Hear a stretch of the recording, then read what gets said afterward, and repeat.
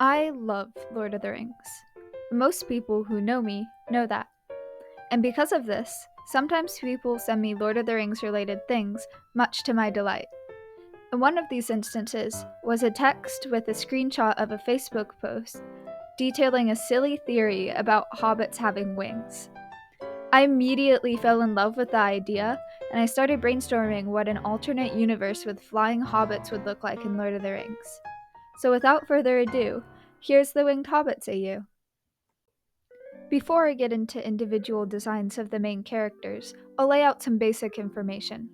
In this universe, all hobbits have wings and hollow bones, giving them the capability of flying. Most hobbits don't do much flying past their tweens, though, as it's more exercise and effort than a lot of them want.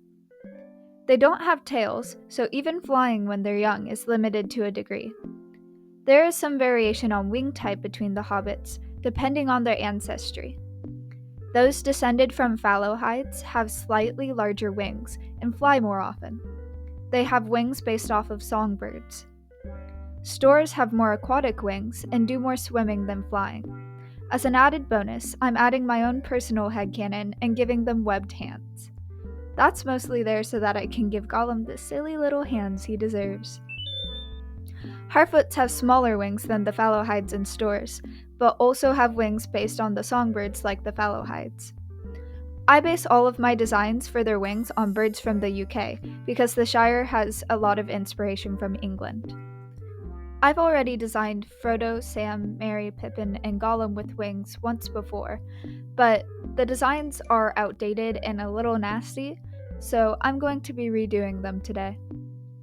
For what birds to use, I often looked at an article from the Wildlife Trusts explaining the songs of different birds in the UK. I would read the description of the bird and their song, and if I felt like the vibe of the bird worked with their character, that was their bird. Really scientific, I know.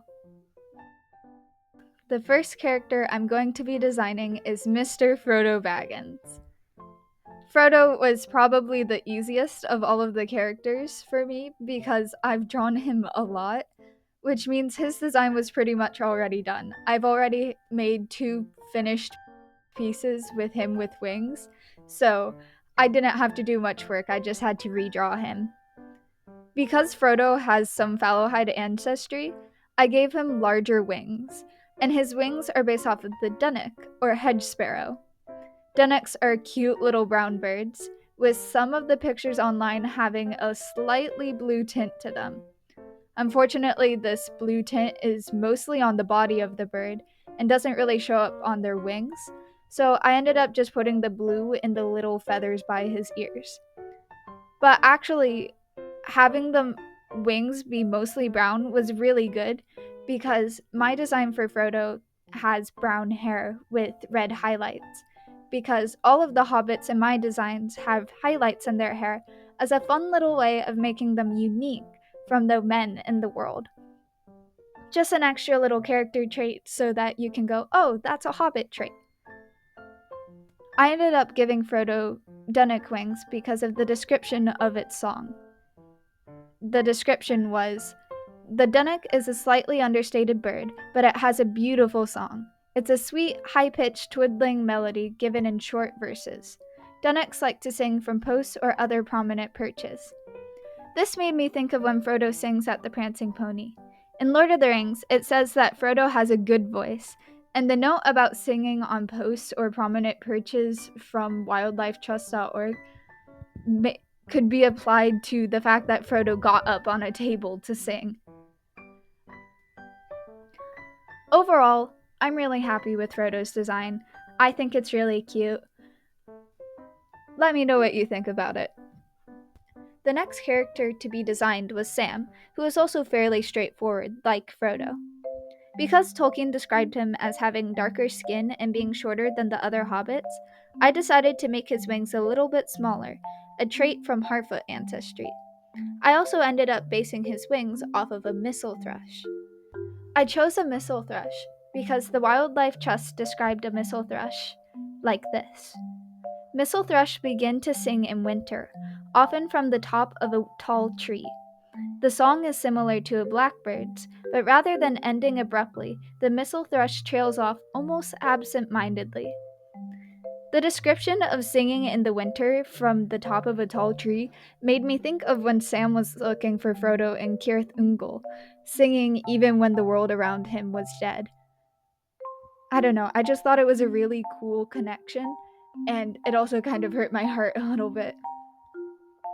And as much as I love Sam, we heard his song about Gandalf in Lord of the Rings, and I think the trailing of the Missel Thrush song matches Sam's energy in not so great songwriting.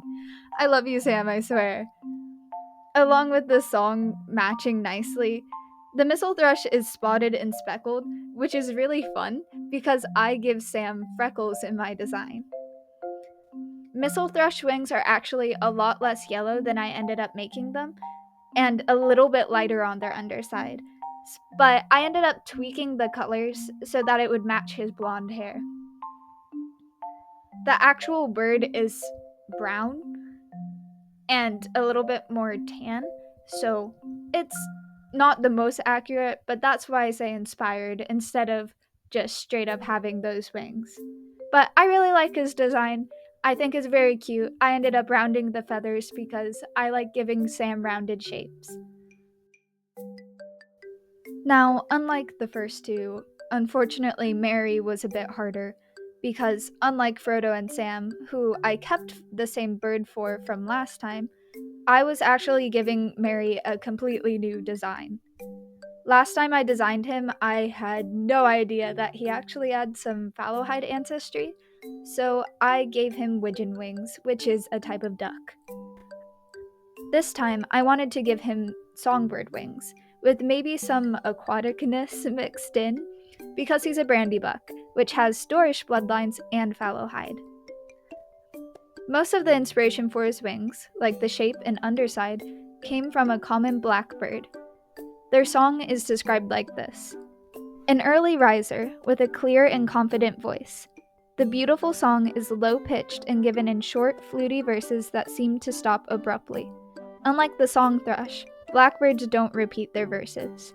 Merry has never struck me as the type of character to put up with much nonsense, being pretty reliable and dependable.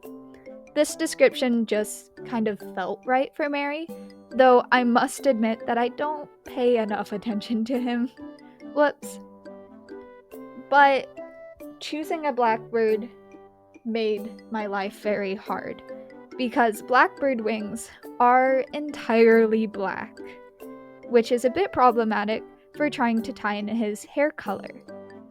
I've always imagined Merry with dark red hair or some sort of red hair, probably because my brain subconsciously tied Merry and Cherry together for whatever reason. And so to fix this issue, I made the back of his wings have the pattern of the little grebe, which is a type of duck, aquatic bird, that has a little bit of red on the back of the wings. How convenient for me. There was no real reason why I chose the little grebe personality-wise. I just wanted small waterfowl, and it had some red on it, so I took my chance. I just took the opportunity. I'm pretty happy with Merry's design. I feel like it's a little darker than I probably would have wanted, but I think it's fun. Pippin was a bit of a headache, which was in character. When I first made his design, I gave him skylark wings. I honestly have no idea where I found the skylark or why I gave him those wings, so I decided to replace them so that I had an actual good reason for the bird he had. I also had to redesign his outfit because his old outfit had the color palette that matched his black hair. Yeah, I used to imagine Pippin with black hair, and it shattered my world to find out that he was actually blonde. I'm still not super satisfied with the color palette, but it's a start. I ended up giving him chaffinch wings due to this amazing description of their song. The chaffinch song is a tumbling series of notes followed by a flourish at the end. This created an amazing mental image of someone falling down the stairs and then sticking the landing and proudly puffing out their chest.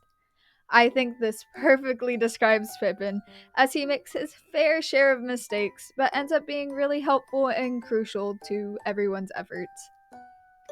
Now, I had to make some major changes in the coloration of Pippin's wings, as the chaffinch has achromatic wings, which wouldn't match Pippin's blonde hair. I ended up just making up the colors to match his hair and matching the markings to the chaffinch. I like Pippin's design. I'm still not satisfied with his outfit, but that's a future snow issue. And finally, we have Gollum. Gollum was really fun to think about because when I was initially designing him, I knew that I wanted his wings to be disfigured or messed up in some way. I was discussing this with my dad, and he came up with the idea of Gollum using his wings as third and fourth legs or arms, and he would crawl around like a little spider. I loved this idea, so it's canon now. I ended up stealing quite a few of Gollum's feathers and giving him some bald spots where I think he would use them as legs the most. And I imagine that Gollum picked up the bad habit of picking his feathers from when he had the ring. And as he, Sam, and Frodo go deeper into Mordor and his mental health gets worse, his wings get worse. Gollum has poachered wings because he is a store hobbit, so he gets aquatic wings. And from what I could tell online, poachards are grumpy. Poachards are also diving ducks, which I think fits Gollum better than a dabbling duck, because I imagine that he dives into the water for his precious fish. And that's all. Those are all the hobbits that I designed. You made it! If you want to see or hear more about this alternate universe, let me know in the comments. I know that I missed a few major hobbits. Sorry, Bilbo. But maybe I'll redesign or design them in the future. Thank you so much for watching, have a great day, and remember to take care of yourself.